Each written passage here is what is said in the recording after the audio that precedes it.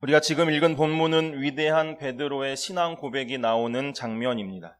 그런데 이 장면이 나오는 장소가 마치 어떠한 무대의 장치처럼 우리에게 던져주는 메시지가 있음을 저는 보게 됩니다.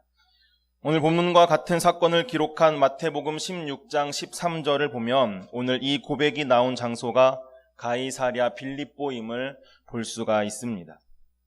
가이사랴 빌립보라고 하는 지방에 예수님께서 이르셨을 때에 예수님은 그의 제자들 가운데 질문을 하나 던지셨습니다. 그것이 바로 오늘 본문의 시작인 것입니다. 그런데 우리가 먼저 살펴보기 원하는 것은 이 가이사랴 빌립보라는 지역에 관한 것입니다.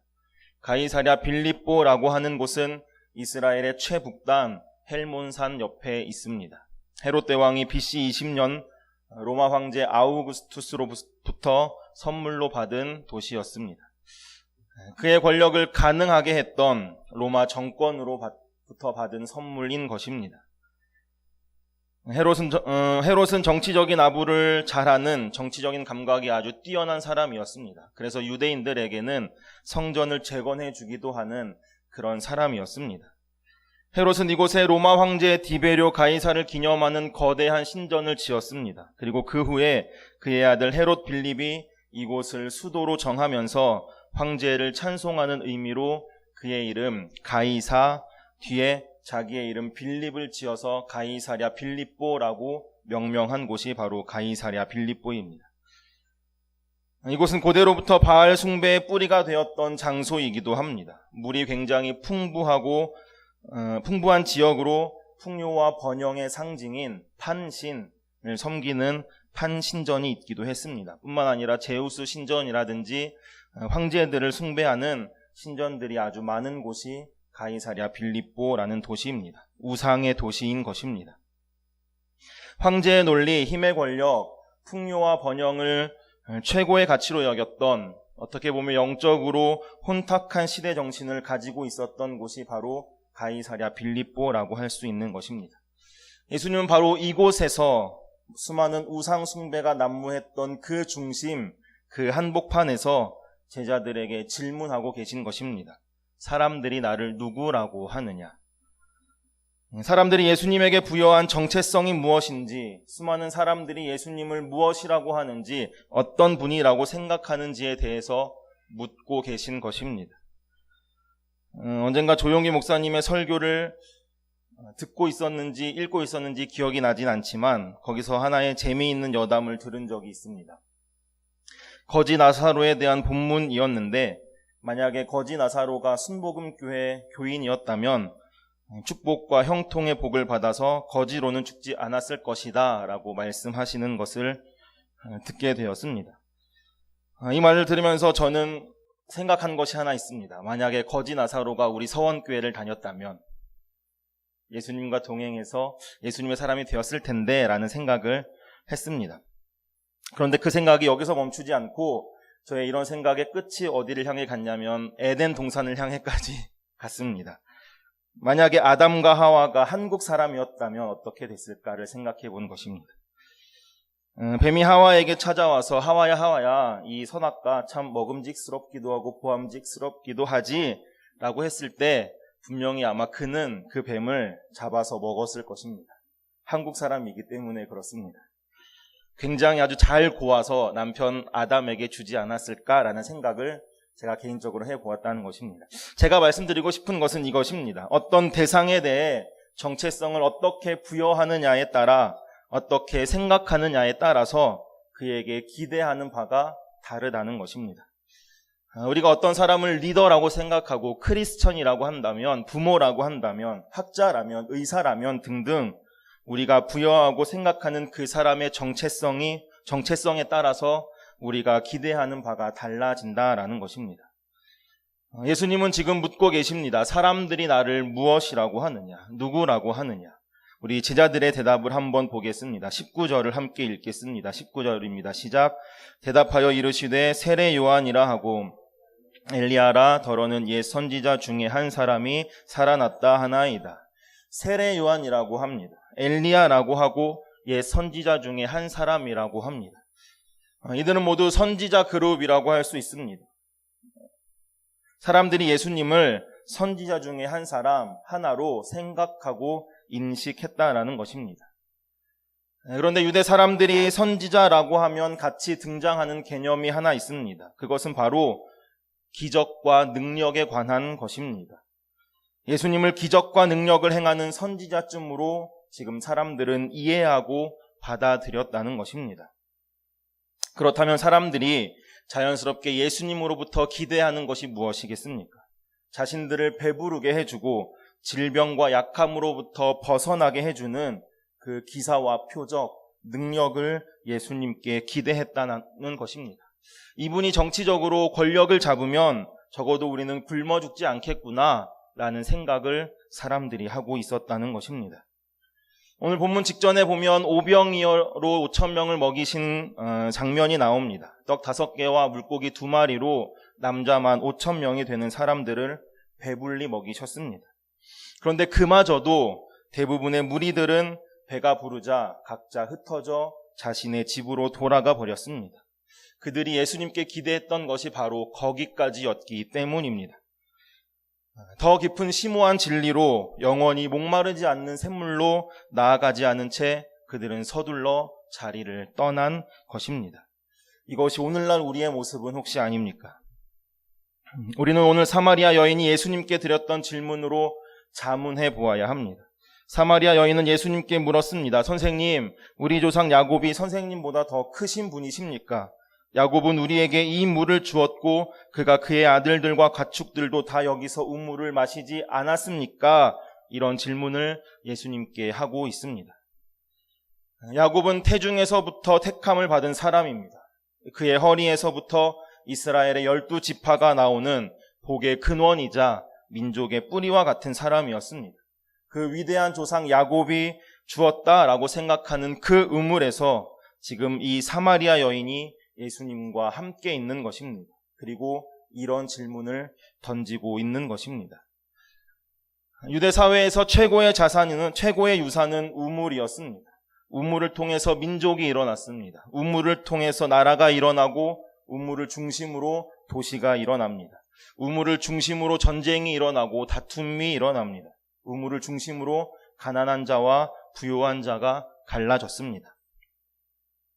여기서 야곱의 우물은 사람들이 가장 중요하게 생각하는 그 인생의 그 어떤 것이 결정되고 사람들이 의지하는 그 어떤 그것을 상징적으로 보여주는 것입니다.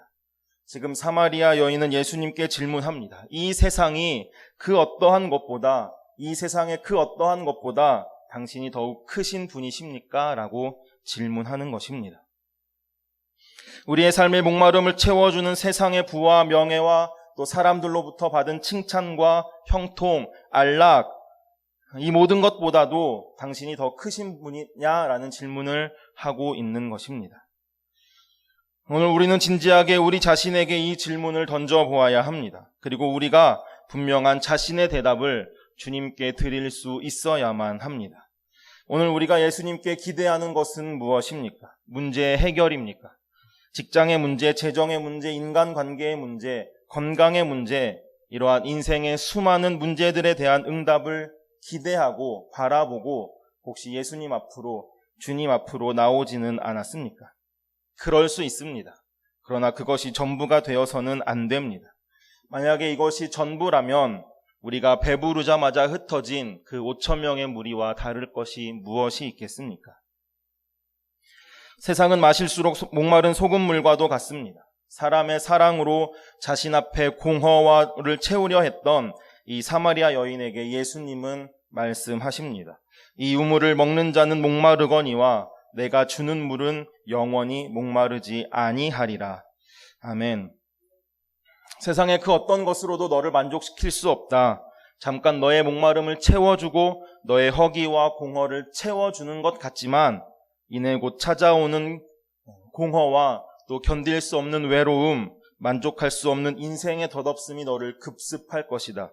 그러나 영원한 생수가 되는 나를 얻는 자는 영원히 목마르지 아니할 것이다. 예수님은 사마리아 여인에게 이렇게 말씀하십니다. 뿐만 아니라 오늘을 살아가는 우리에게도 동일하게 말씀하고 계신 것입니다. 예수님은 우리에게 영생의 샘이 되십니다. 그저 유한한 필요를 채워주는 분이 아니십니다. 그분은 우리의 모든 것이 되시고 우리의 구원자가 되시는 유일한 분이십니다. 저는 저와 우리가 이런 주님을 얻는 놀라운 은혜가 있기를 간절히 소원합니다. 예수님에 대한 잘못된 기대와 생각을 버려야 합니다.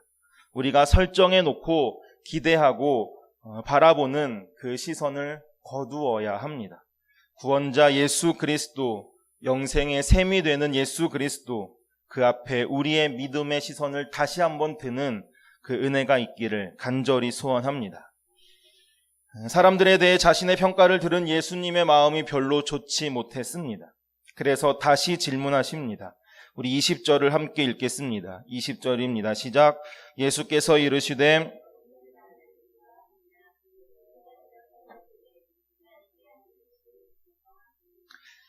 예수님이 질문을 바꾸십니다. 그러면 너희는 나를 누구라고 하느냐라고 묻고 계십니다. 저는 이 19절과 20절을 보면서 한 가지 사실이 눈에 들어왔습니다. 19절을 보면 사람들이 나를 누구라고 하느냐라는 예수님의 질문에 제자들이 대답합니다. 그리고 방금 읽은 20절에 그러면 너희는 나를 누구라고 하느냐라는 질문에 베드로가 대답했습니다. 무엇을 말하고 있습니까? 주님에 대해서 전해 들은 말이 있습니다. 어깨로 너머로 익힌 수많은 찬송가들이 있습니다. 성경에 대해서도 아는 것이 많습니다. 예수님에 대해서 전해 들은 예수 그리스도에 대한 이야기, 하나님에 대한 이야기를 하자면 할 말이 참 많이 있습니다. 그런데 막상 개인적인 고백으로 나에게 하나님은 어떤 분인가, 나와 하나님과의 관계에 대해서 말하라라고 하면 말문이 막힌다는 것입니다. 친한 사람들끼리 모여서 매일 같이 밥 먹고 매일 커피 마시고 그들의 여가 시간을 공유하면서 가족과 같은 그룹을 공유합니다. 그런데 문제는 막상 그 무리 중에 너와 나 단 둘이 남았을 때 갑자기 어색해진다라는 것입니다. 누군가 화장실 간다고 하면 같이 따라가고 싶습니다. 무슨 말을 해야 할지 할 말을 생각합니다. 서로 바라보기만 할 뿐 말이 없습니다. 핸드폰만 만지작거립니다. 애매한 침묵이 흐릅니다.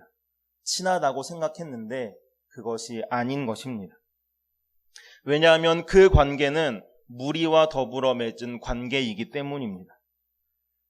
문제는 우리가 예수님과도 이런 관계를 맺을 수 있다라는 것입니다. 완전 친한 것 같습니다. 만나면 하이파이브하고 우르르 몰려다니며 즐겁게 예배하는 것 같습니다. 그런데 막상 내가 주님 앞에 한 사람 단독자로 섰을 때 내가 주님과 둘만의 그 관계 속에서 나의 사랑과 나의 신앙을 고백하려고 하는 그 순간에 내 것이 없다라는 것입니다. 어색한 것입니다. 주님과 둘만 남겨진 그 공간이 숨막히듯이 답답한 것입니다. 친한 것도 아니고 안 친한 것도 아닌 그 애매한 상태로 그렇게 관계가 흘러가는 것입니다. 저는 오늘 우리가 무리의 신앙으로 묻어가지 않기를 소원합니다. 자기 고백을 가진 사람이 되기를 원합니다. 하나님과 우리의 관계에 사건을 가진 그런 사람이 되기를 간절히 소원합니다. 어머니의 신앙에서 내 신앙으로 바뀌어야 합니다. 아버지의 신앙에서 내 신앙으로, 남편이나 아내의 신앙에서 내 신앙으로, 친구의 신앙에서 내 신앙으로 바뀌어야 하는 것입니다. 지금 제자들은 사람들이 예수님에 대해 하는 말에 대해서 전할 말이 굉장히 많습니다. 그래서 많은 이야기를 늘어놓습니다. 그런데 막상 너에게 있어서 나는 어떤 사람이냐, 너는 나를 무엇이라고 하느냐라는 질문에는 말문이 막혀버린 것입니다. 관계의 친밀함도 둘만이 가지고 있는 그 비밀도 없이 무리 속에 잘 숨어 지내고 있었다라고 생각합니다. 그렇게 살다가 갑자기 예수님께서 개인적인 관계를 물으시고 요구하시니 당황한 것입니다. 저는 대표성을 가지고 있기 때문에 베드로가 대답한 것이라고 생각하지 않습니다. 제자 중에 한 사람인 베드로가 대답한 것입니다. 베드로가 실수는 많아도 주님을 사랑했습니다. 주님이 가시는 그곳에 자신도 언제나 함께 가기를 갈망하고 원했던 사람이었습니다. 그래서 그는 알았습니다. 하늘에 계신 하나님께서 그에게 계시해 주신 그리스도에 대한 비밀이 그에게는 너무나도 확실한 확신과 같이 있었던 것입니다. 주는 그리스도시요 살아계신 하나님의 아들이시니이다. 온 땅의 유일한 소망이 되시고 구원의 능력이 되시는 분, 당신은 우리가 그토록 기대하고 고대했던 우리의 구세주 하나님의 아들 예수 그리스도이십니다. 라는 고백을 베드로는 하고 있는 것입니다. 저는 저와 우리가 주님과 맺은 개인적인 관계 속에서 하나님을 아는 지식이 충만하기를 소원합니다.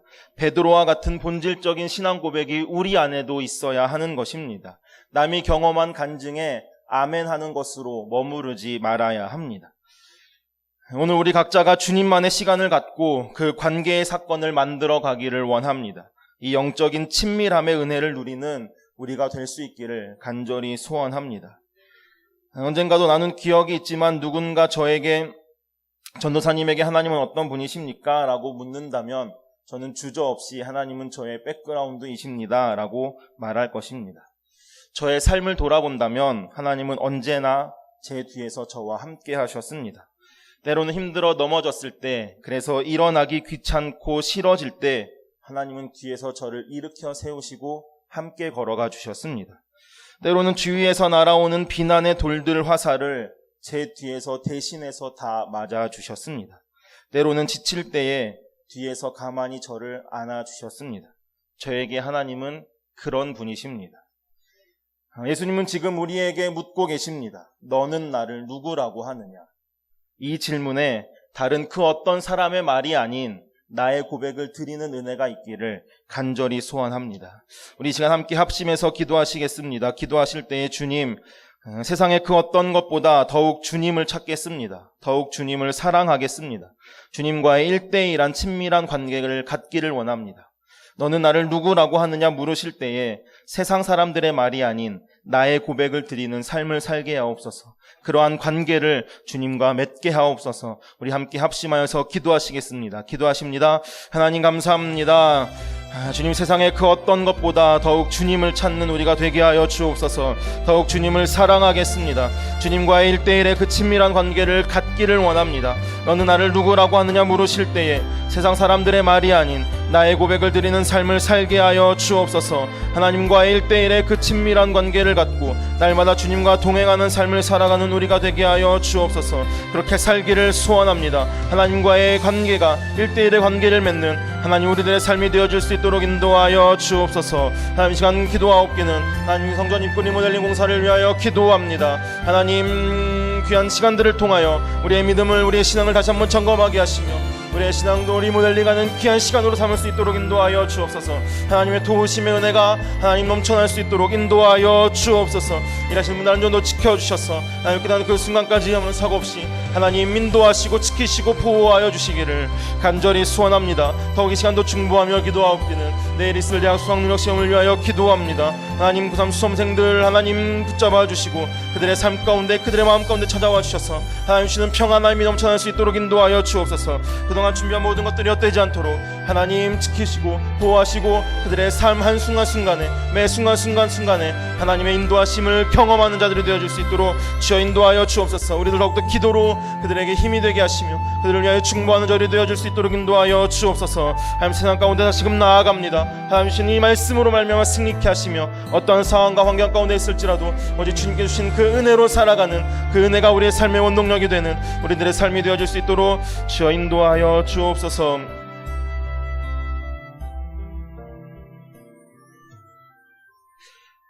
세상의 그 어떤 것보다 제가 더욱 주님을 찾겠습니다.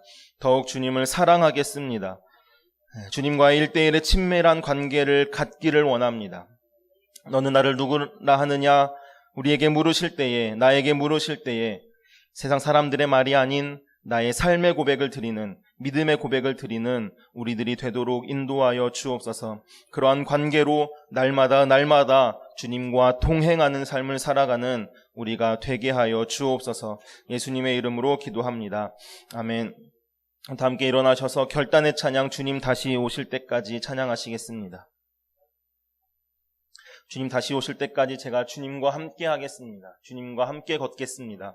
우리 그렇게 결단하며 함께 찬양하시겠습니다. 주님 다시 오실 때까지 나는 이 길을 가리라. 좁은 문, 좁은 길, 나의 십자가 지고 나의 가는 이 길 끝에서 나는 주님을 보리라. 영광의 내 주님 나를 맞아 주시리. 주님 다시 오실 때까지 나는 일어나 달려가리라. 주의 영광 온 땅 덮을 때 나는 일어나 노래하리. 내 사모하는 주님 온 세상 구주시라. 내 사모하는 주님 영광의 왕이시라. 내 사모하는 주님, 내 사모하는 주님 온 세상 구주시라. 내 사모하는 주님 영광의 왕이시라.